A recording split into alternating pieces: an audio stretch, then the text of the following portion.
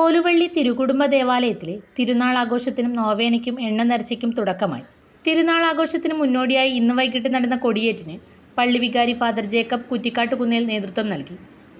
തുടർന്ന് നടന്ന തിരുകർമ്മങ്ങൾക്ക് ഫാദർ ഷിൻസ് പനക്കപ്പള്ളിയിൽ കാർമ്മികത്വം വഹിച്ചു.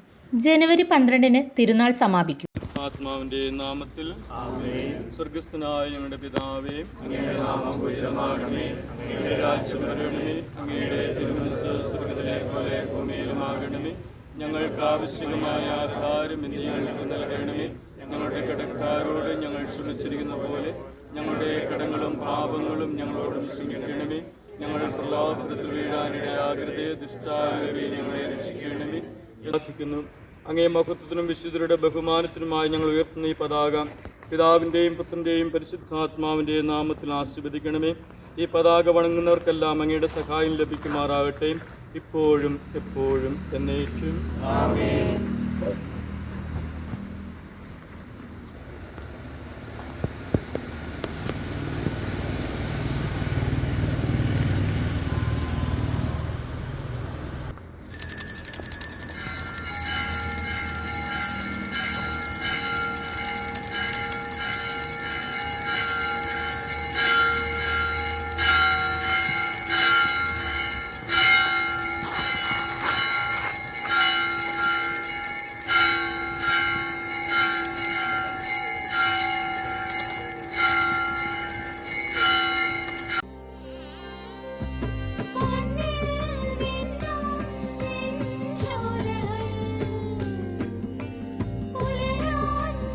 ഇതെനിക്ക് തരുമോ?